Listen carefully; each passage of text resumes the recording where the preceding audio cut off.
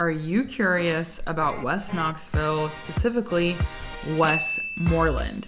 So I did a Dogwood Trail video of the Westmoreland neighborhood, and I've gotten a lot of questions about Westmoreland. It is indeed beautiful. So, gotten lots of questions, and I just want to tell you, this video could be a massive fail. I feel like it's probably boring, and it's a bunch of like information and statistics. I don't know if this is going to be successful. If you like it, if you want me to do more videos of other neighborhoods. The problem with this is that this content is like specific to date. Now, some of it is pretty evergreen. So I'll tell you that the parts that are like, this is kind of a holds true. And then when we get into the exact data, that is going to be more of a like right now. However, the trends are going to stay true because Westmoreland is pretty like, it's here to stay, okay? Everyone loves it. So I just want to say this reminds me of when I taught geometry at the high school level, and we had to talk about like what's the difference between like a postulate, a theorem, all this. No one cares. It's like, does it matter? No, not really, because no one cares really. So anyways, that being said, why do we need to know that? Because we needed to do proofs. Well, why do we need to do proofs? Well, anyways, you see what I'm saying? So anyways, I'm afraid this could be extremely boring. I hope it's not, but let's jump into it. So let's talk about some reasons why Westmoreland is like, what are some pros and cons of the Westmoreland neighborhood? So first of all, I want to show you before we get into that, when I say Westmoreland, what exactly am I talking about? So for the purposes of talking about Westmoreland, the Westmoreland neighborhood, what we are specifically talking about is essentially, this is Westland, which if I zoom in, I can show you that this is Westland Drive. Here's Morel. And like the mall is over here, Westtown Mall, excuse me. So this is kind of like old Westmoreland on the south side of Westland Drive, and then all of this, here's Westland, the south side. This is all old Westmoreland. Then over here, this is newer Westmoreland, and then you've got some like larger houses. Part of this is part of what's called Sherwood Oaks, but in my mind, that's still considered Westmoreland. So when we're talking about Westmoreland, we're specifically talking about this pocket right off Westland. And this carries the name within its subdivision Westmoreland, but I'm specifically talking about this kind of little L shape right here that is kind of wedged between Morel, this Tobler Road to Westland, and then almost down to like North Shore. Not quite. North Shore's down here. But if you look at the Dogwood Trail video for Westmoreland, we turn on one of these streets. I think I actually turned here, and you go up. And then it winds around, and you actually go all the way through all of this. So all of this, and even like Old Kent, all of this is what I'm talking about when I say Westmoreland.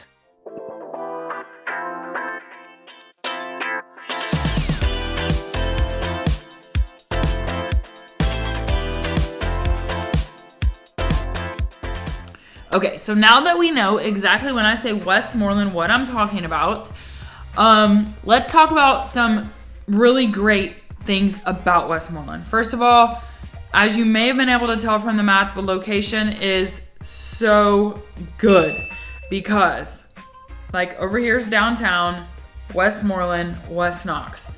You are south of I-40. You can take back roads all the way to downtown. You can take back roads all the way to West Knox. So that is a major plus. Also, there is a Chick-fil-A newly renovated within minutes. Maybe 4 minutes. This is not a joke. Like, I'm totally being serious. There is a Chick-fil-A 4 minutes away. There's also the best cookies in the world, Myrtle's that might be exaggeration, but they're some of my favorite cookies. They're literally the size of my face. And Richie Creams is a donut shop that is the same people that do Myrtle's Bake Shop, Myrtle's Bakehouse. It's Myrtle's. Okay, it's the best cookies ever. But Rocky Hill is where the Richie Cream is. Okay, so Rocky Hill is like boutiques, restaurants. If you're a wings person and you don't care about smelling like an ashtray, you go to Roosters. No shade to you, Roosters. You do smell like an ashtray. People smoke in there. It's crazy. But like my husband, he loves their wings. I don't go in there because of the cigarette smell. But that being said, you've got like great wings. And then on the other side, towards Kingston Pike, is where the Chick-fil-A is. The mall. There's a Cheesecake Factory at the mall, which you may be like, that's cheesy, Haley. But you know what I'm saying? I'm just trying to give you an example that this location is awesome. So if you don't get anything else out of this, Westmoreland location is literally amazing. Okay? Now, some people might disagree because they might be like, Farragut's better, blah, blah, blah. No, you're wrong. In my opinion. Okay, so location is awesome. It's also west without being west, okay? Because like far west Knoxville, you're talking about lots of commute time. If, for example, you happen to be relocating because maybe you were going to be working at University of Tennessee, Knoxville, Westmoreland and that area is going to be a way better commute than if you were to go to Farragut, especially deep Farragut, like almost Knox, Loudoun County line. It's going to be this way because this video is reversed. But downtown will be here, Westmoreland here, and far west is like off the camera. So the location is great, okay? If you don't take anything else away from that, you need to take away that the location is great. Also, Westmoreland, those homes are a bit newer than Cherokee Boulevard, Sequoia Hills, but have the same kind of prestige. Could be on the cover of an HGTV magazine, like beautiful, but they're a little bit newer than what you're going to find in Sequoia Hills and Cherokee Boulevard. Now, Sequoia Hills and Cherokee Boulevard are closer to downtown, but so that's like a plus. However, Westmoreland's like newer, okay? Another major, actually, I put that in the con category because I thought it was funny. So anyways, which maybe it's not funny, okay? But so major pro about Westmoreland is location. It's awesome. Let's talk about some things where Westmoreland may not be for you. So first of all, if you're wanting all new everything, at first I put cookie cutter, but I don't really know if people actually like cookie cutter. I think people like the price of cookie cutter, but like what it is. When you go into a cookie cutter neighborhood, I don't think you drive in and you're not like, oh, wow, this is so inspiring. You're like, which house is mine? You know what I'm saying? So that being said, Westmoreland is not for you if you want a cookie cutter neighborhood. If you want all the houses to look alike, if you're like into that vibe, that is not what Westmoreland is, okay? Number one. Number two, Westmoreland, it tends to be super traditional, two-story homes, two-story traditional brick. There's a couple of Spanish type villas in there, a couple colonial looking things, but for the most part, it's traditional homes. I can think of like a super modern one that one of my friends grew up in, and we used to go hang out there because the house is super cool. And it was like more modern-y, but there's not a ton of modern homes in general in Knoxville. So very traditional type architecture, if you will. So if you're not into that, this is not for you. But also I would encourage you to be careful then about Knoxville in general, because it's not like we're, you know, on the edge of breaking any records in terms of like, you know, being like, wow, this is super original architecture. No, that's not what Knoxville is. Okay? No. Unless you're talking about barn dominiums, which maybe we could be on the cutting edge. Probably not. I don't know. Okay, so not for you if you like cookie cutter. If you don't like traditional, like it's not for you. If you want a small yard, Westmoreland is also probably not for you. There may be some homes that are on less than a third of an acre, but I think most of those lots are at least a third of an acre. Some of the newer parts may be a little bit smaller, but it's, if you're wanting like to not mow or not pay someone to mow, Westmoreland is probably not for you. If windy roads are not your thing, Westmoreland is probably not for you. Why is this the case? The actual roads within the majority of the Westmoreland area are pretty wide. Now, if you get closer out towards downtown, if you work your way down down Westland, down North Shore, Those are like towards North Shore. Those roads are windy. OMG. Listen to this story, okay? This is how windy these roads are. One time, back in high school, my friend, she drove a Volkswagen Bug, and I was in the back, and the girl that was sitting in the passenger seat in front of me, directly in front of me, she'd had a little too much to drink. You know what I'm saying? And there are windy roads going through Westmoreland specifically. The windows rolled down, however, she vomited. It's still to this day right there in my memory, right in there. Anyways, that being said, if you do not like windy roads, the roads around Westmoreland, so Westland kind of cuts right through Westmoreland, cuts it apart. So Westland goes like this. Then you've got Morel that goes back towards Rocky Hill, and that's curvy. I mean, there's curvy roads and they're narrow. So if it's not for you, then also I would say maybe Tennessee's not for you. Okay, because the roads are windy here. We had to dig through hills to make it happen, you know? Okay, if you're looking for under $600,000, Westmoreland is probably not for you. Now, there may be the occasional one-off townhouse under $600,000, but like if I look right now, what is listed in Westmoreland on the MLS, there are 3 properties. $840,000, $1 million, and $1.29. And so that's like Westmoreland proper, which is like old Westmoreland. But I mean, I said 600 to be generous, okay? But it's more like 700, 800,000. If you're wanting under that, Westmoreland's probably not for you.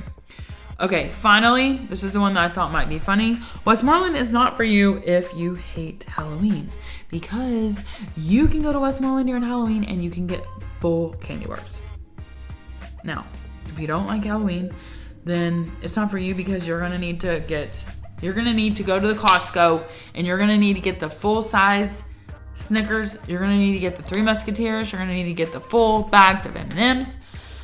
I'm just telling you, Westmoreland likes to party down Halloween and they give great candy. So anyways, those are some things good and bad. Obviously, the main thing about Westmoreland is literally the location. It's also beautiful. The yards are great, but I'm just telling you, the location is like the big pull. Okay, so now let's get into stuff that's not so evergreen, a little more specific to today. So if we think about, well, first of all, it's socioeconomic profile. So we have about 50-50 male female. As you get older, you can see on the graph that the trend is as there's more older women than there are older men. That percentage, like the percentage of people over, let's see, 45, that percentage is, like, of that age group is more women. There's also a good bit of kids in the 0 to 14 age range, although you see kind of an evening out of ages in the 20s, sorry, I'm looking at this, the 23 to 44 range, kind of. So demographically, it's kind of all over the board. Like, this is not where it's like one group is much more represented than the other. So anyways, yeah, ages, I don't know does anyone care about that? Unless you're looking for like 55 and up, or like you want all small children. Like, Westmoreland is gonna have a mix of everyone, pretty much. That's the entire just point of what I just said. Okay. When we talk about household income, 65%, so 65% have a household income of $100,000 or more. I need to make this bigger because I literally cannot read this. Okay. So household income, 65% of people living in Westmoreland in that area have a household income of $100,000 or more. The next highest household income group is $50,000 to $75,000 a year. And then the third highest would be $75,000 to $100,000 per year. So that's household income. Let's talk about education. So the majority of people have a bachelor's degree or more. So 47% have at least a bachelor's degree. 44.2% have a graduate degree. So like everyone pretty much went to college, essentially. You have very small percentages of people, so like 7% with just a high school diploma, and then 2% with like an associate's degree. So this is more like people that went to college, essentially. As far as professions, 71% are in a management or professional type role. The next highest group is sales or administration at 17%. So those are your two big groups, managerial or sales, essentially. That accounts for, what is that, 87%, roughly?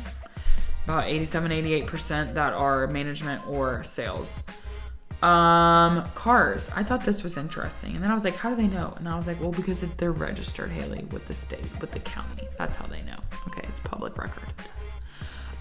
Okay, so 18% have 3 cars, 50% 2 cars, 19% 1 car. So the majority, 51%, have at least 2 cars. So, I mean, again, I don't know who cares about that. I'm just telling you just some general facts, okay? So you can be like, is this my place? Maybe, maybe not. The thing is, if you're in Knoxville, you probably have to have a car. Pretty much you have to have a car. Have to is strong, but I think it'd be hard to get around otherwise. Okay, so who is living in Westmoreland in terms of what they're doing? So are these rental properties? Are these people that are living in Westmoreland permanently, like they own it? They're living in there. So these are primarily 78% are owner-occupied houses. And then, 78%, 78.23 are owner-occupied. And then there are some single-family attached, so some condos. So that's about 9% of what's in there. And then 89% are detached. So they're not a condo. So about 10% condos or attached houses. 1.43% are mobile homes. I don't know where those are if I think about where exactly that is. I have no idea. But 78% are owner occupied, not rentals. All right, how many bedrooms? The majority are 44.3. So the highest group, I should say, not majority. The highest group is 3 bedrooms, 44%. 28% have 4 bedrooms, 11% 5 bedrooms. So we're talking about primarily larger homes. 16% with 2 bedrooms, and everything else is higher. So what is that? 84% have at least 3 bedrooms or more. So we're talking mostly larger homes, bigger square footages. I think the average, we're going to talk about the square footage is around 3,000. Okay, so this is an interesting graph. When we talk about, turnover, who's moving in, who's moving out, I do want to say that the stats that I'm going over right now about the demographics and like the housing profile, these are from the 2020 census. So we're a little bit dated in that, but this is the best I could do. That was kind of the most all-inclusive of data. So that being said, move-in year, we saw a lot of people move in. 33% of people currently living in Westmoreland moved in from 2000 to 2009, which is very interesting. We saw that diving from 2000, essentially lots of people coming in 1990 to 99. We topped out there and then have dropped ever since. There's not new construction going on, so that's one part of that kind of interesting fact. So when we talk about year built, I think this is interesting. 48% of the homes in Westmoreland were built pre-1980. Now this stat is a little bit off because it's pulling only from, so if you remember that L shape that I showed you of Westmoreland, it's pulling from old Westmoreland. So those homes, 50% of those were built before 1980. If you go across the street to Westland, those are a bit newer, like 1990s, 2000s. Now the stuff that's closer to like going to downtown, a little bit older. But overall, we're not talking new construction. There's 0% from this graphic of anything built after 2015. Now, there may be some lots where somebody's torn something down and put up a new house, but for the most part, this is not a new construction neighborhood. Okay, mortgages as a percentage of income. 77% people's mortgages is less than 24% of their income. So for the most part, 24% or less takes up someone's mortgage. That is the 77% of people. This is a weird stat. Is this even like, I mean, I guess it kind of lets you know people's like what's happening with their bank, with their purse, you know, with their coins. But 77% of people, their mortgage is less than 24% of their income. So that's kind of interesting. Okay, rent. 80% of people that are renting, which again was a very small percentage of people in Westmoreland, like maybe 9%. 84% of them, their rent is 24% or less of their income. Interestingly, the next option, 16%, it's 35% or more of their income. So there are some high rents there. We'll get to that. So average mortgage cost, again, this is a 2020 stat, is $2,200, $2,243 a month. So 74% have a mortgage payment of higher than $1,500. Interesting, right? Rent, again, this is a 2022 stat. Average rent, 100% of the rents are over $750, with the average being at $1,700. And that's going to be like a small place, small condo. Maybe 1 bedroom, 2 bedroom, maybe, depending on what exactly it is. Okay, so let's talk about sales history within the subdivision. So this is where stats are now pulled from the Knox area MLS. So these are a little bit more recent. So you can see pricing over the last 10 years. So the last 5 to 10 years, your average price was $472,000. 2020, the last 2 years, the average price was $865,000, and now we're up even more than that. Subdivision sales, minimum sale price $37,000, which is probably like a 0.001 acre lot. Just kidding, I'm exaggerating, but you know what I'm saying. Again, this is a 2020 stat. At the time of that, it was 1.3 million. Now, right now, we have a 1.3 on the MLS listed for sale. So that's a little bit of a dated stat. So average turnaround per property, this is what I was saying, is there's not a ton of turnaround in this area, is 12.78 years. So it's almost 13 years of turnover. So before people move. So the national average is around 7 years. So for Westmoreland, people are staying longer. A lot of people buy into Westmoreland as this is like these are not starter homes. These are not first time home buyer homes. These are upgrade homes, dream homes, the home. A lot of times people buy them when their kiddos are young, and they stay until maybe they graduate high school or college, and then they move. So this is a place where people are coming, raising kids, staying, and then they're downgrading. So this is like the upgrade, stay, downgrade later when you're ready for not so much to clean. You know what I'm saying? And you don't have all those people coming in.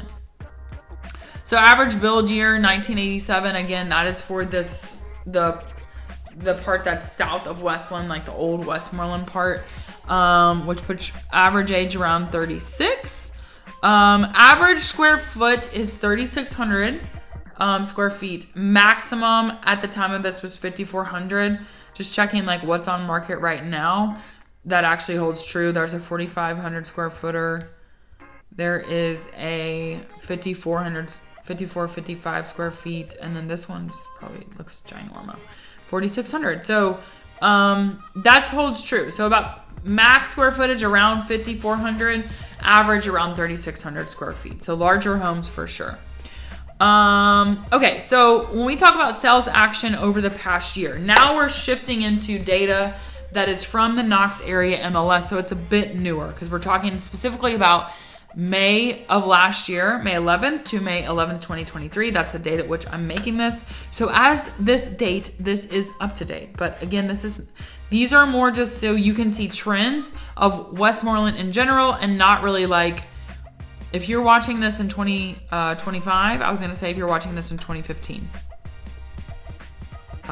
That doesn't make sense. If you're watching this in 2025, these prices are certainly dated. Now, do the trends hold true? Yes. Is Westmoreland still probably very prestigious and a place people want to be?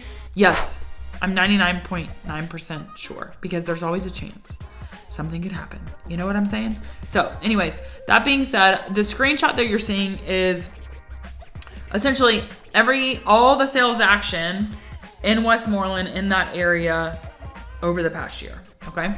So this says 34 total transactions. Is that right? Okay. So I just checked that and that is correct. It's saying 34 total transactions, sales, actives, pendings, 34. That seems like basically saying there was 0. But we are talking about a very specific area. And this could be some human error because I did it search by subdivision, Westmoreland. So if someone was inputting something incorrectly, or maybe something was like Sherwood Oaks, which is still Westmoreland, like that's not going to show up. So that number's a little bit low, but that's just showing you like it's, again, small turnover. Okay. And then we already are dealing with like a low inventory issue. So anyways, 34 total transactions. These homes were built everywhere from 1925 to 2019, which is interesting because that 2020 census data did not even mention anything new. So we do know that there are some new things. It's not like neighborhoods. It's one-off homes that have been added on a lot randomly. So it's not like a new neighborhood. Okay, so sales action. This graph is showing you list to sold overall, and this is looking at specific properties. So as you're looking at this graph, what I want you to see is where the blue and the green are. So green was the list price. For almost every one of these, the blue, which was the sold price, is at least as high, if not higher, than the list price. In other words, these homes, this sold to list ratio is close to 1. 1 is like a little bit lower, but most of them are at least as high as, if not higher. So in other words, they're selling at their list price. The percentage of that sold amount is close to 100%, or as we would say in ratio terms, it's close to 1. Because if you list a house for $500,000 and it sells for $500,000, 500,000 divided by 500,000 is 1, right? So that's what that's saying. That sold to list ratio is at 1. In other words, what people are listing at, they're at least selling for. There's one, like I said, that's lower, and almost everything else is right on par. Okay. So then if we look at overall sales action, we look at the sales volume, we look at list price. So this is what I was saying. Average list price, $1,101,329. Average sold price is $1,012,004. So that's slightly lower. So not quite that 1%. That's about 99%. I was like looking for my phone, but I'm recording on this phone, so I clearly can't plug it into a calculator. So if we compare that, the sold to list price ratio, and why are we thinking about that? Why did I even bring this up? Well, because a lot of people will ask, that was not the right tone, but it was the tone that I meant, because we still have such low inventory that if a house is on market for a very short period of time, it's going to sell for what it's listed at. Now, if it starts to sit for 7 days, if it starts to sit for 2 weeks, like there is negotiability there, but something just listed is like, you can't lowball. They're gonna be like, no, we're not doing that. It's still a seller's market, very much so in the Knoxville area at the time of this recording, which again is May 11th, 2023. So if we look at the zip code, it's 99.6%. So in other words, most homes are getting 99.68% of what they were listed for. So that is, again, very close to list price. And actually for the county, it's a little bit over 1. So if we look at the county, the list price to sell price, the sale price is actually slightly higher than the list price. So Westmoreland, a little bit lower, but very close to that 100, that 1-to-1 ratio. Okay, if we look at overall price per square foot. Now, price per square foot, you have to be very careful with, and in many cases, it is irrelevant.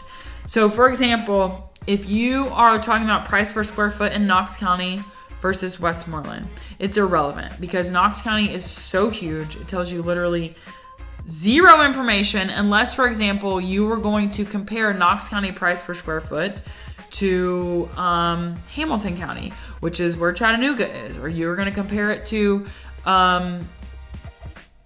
Nashville. What is Nashville? Metro Nashville. You know what I'm saying. If you were going to compare, it's so bad that I can't think of it. But if you were comparing county to county, like metro area to metro area, that would make sense. But so you just have to be careful about price per square foot, but I'm just using this stat so you can see the difference of Knox County price, zip code price, and then subdivision price. So if we look at average list, we'll do average list price. Again, this is looking May of last year, 2022, to today, May of 2023. Average list price per square foot is $299.75. Now, I had to dig a little bit. In the zip code 37919, when I tried to pull the whole zip code over the past year, it was like too much data. So I had to go over to RPR. If I use the MLS only for, this is where it's like I'm getting into the weeds and this is probably like so boring. So I just want to acknowledge that. This is why I don't know if this is even useful. You know what I'm saying? So if you're like, Haley, just don't ever make a video like this again. Noted, okay? Noted. So what I was saying is that this data is a little bit off because the market stats I'm pulling for Westmoreland specifically now, this market activity, is from the MLS, okay? So what I tried to do is see if there was a stat or some kind of search I could run on the MLS that would show me price per square foot in a zip code and within Knox County. I was unsuccessful to do so. I think there's too much data for the MLS to handle when I tried to run that. So a workaround that I did, first I tried to do the zip code. When I did the zip code, it was like 400 something stats, and that was a year worth of data. It was too much. So instead I did everything that was active, like new listings and anything under contract in any category. And that gave me about 100 stats over the past year because that's stuff that's just active right now. So it's kind of it's not really a year data. It's like past 3 months. And that average price per square foot was like $271 per square foot. However, that seemed a little bit inflated just based on the fact that that's talking about stuff that's listed. So that stat is ahead of this $295 a square foot because that takes into account everything sold, which is going to be lower because prices are increasing, right? So that being said, this data is giving us a good picture. It is not precise, okay? So take this with a grain of salt. Take it for the picture it's providing, not that it's just like this is the exact correct number. So if we take a look at, and the other thing too is like these RPR stats, the ones that I'm talking about, same zip code and same county, they are for April of 2023. So again, these are a little bit off, but again, this is to give you a picture overall of Westmoreland versus 37919, which is the zip code, versus Knox County. So price per square foot, all that to say, Westmoreland around $300 a square foot. Within 37919, that stat drops to $242 per square foot. This is list price per listed, so not sold, okay? Then within Knox County, it's about $210. That sold number in Knox County is at $199. So we're almost looking at a little bit of $100 variance between Westmoreland prices per square foot and Knox County prices per square foot. So just want to tell you that Westmoreland is elevated. It's a higher price point than the Knox County average, which you probably already noticed that, but I just wanted to say it explicitly. Okay, so let's look about agent days on market. So this is from when a time is listed to when it goes under contract. How many days is that? So overall for the year, 20 days in Westmoreland. Within 37919, it's 19. So it's a little bit less, or no, it's 18. Again, that is and actually this stat is a year-long stat. Which you're like, Haley, how do you know that? Because I had to dig and dig and dig for those freaking price per square foot numbers. But the days on market, this is over the past year. So over the past year, the 37919 zip code is selling quicker by 2 days than Westmoreland. And I think that's because 37919, the price point's a bit lower. So it's moving it a bit quicker. Now, Knox County, interestingly, is a day longer than that zip code. But again, Knox County is including everything from West Knox to East Knox to South Knox, all the things out in the middle of nowhere. Coreyton, no offense, Coreyton, I'm just saying, out in the middle of nowhere, way back, in the holler, all the way to West Knox. So that is a wide range of homes.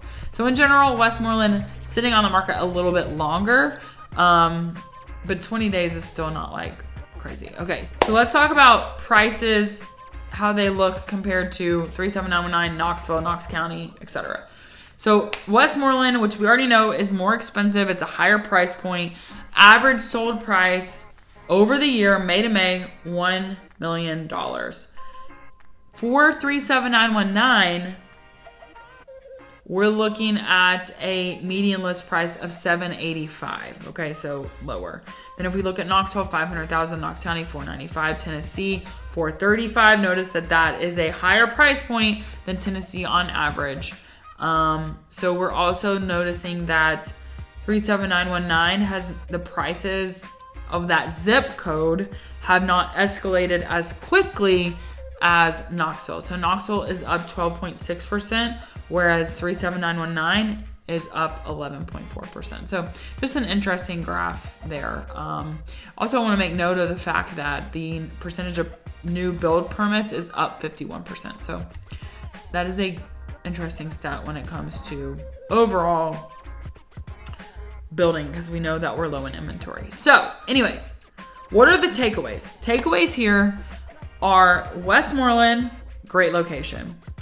It is not for you if you like cookie cutter, if you don't like traditional looking neighborhoods, if you hate Halloween. It's not for you, okay?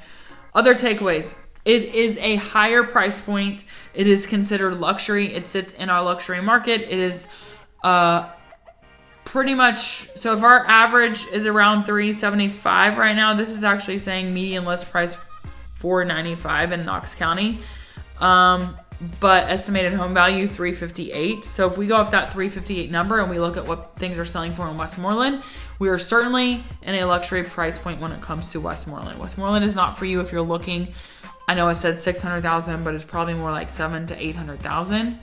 I think if you found a $600,000 house, it's going to be one of those 1980s builds that hasn't been touched inside, that needs a total gut job. You're buying the potential of what that house is at that low price point. Specifically, I think that I was gonna mention a house, but it's actually in Ocoee Hills. It's a house that I keep like looking at, and I'm like, I want someone to buy that house, but it's in Ocoee Hills because I was looking at 37919, which includes Ocoee Hills. It's this super cool modern house, and they have a bathroom in there. It's like a Georgia, like University of Georgia, like UGA theme. Like there's like a red toilet seat and everything. Anyways, if you made it this far to this video, please give me a text message and I will directly send you a picture of the bathroom I'm talking about. Anyways, or if you find it because you're like a sleuthy like that, even more props. That being said, it's a black house. It looks like a square and it's a modern. I want someone to buy it. Anyways, so Westmoreland, really great option if you want luxury, if you want magazine worthy, if you want awesome location. Westmoreland is a great option. So anyways, like I said, let me know, what did you think about this video? I don't feel like it's very interesting, but maybe, I don't know. And yeah, just let me know your thoughts and I will see you on the next video.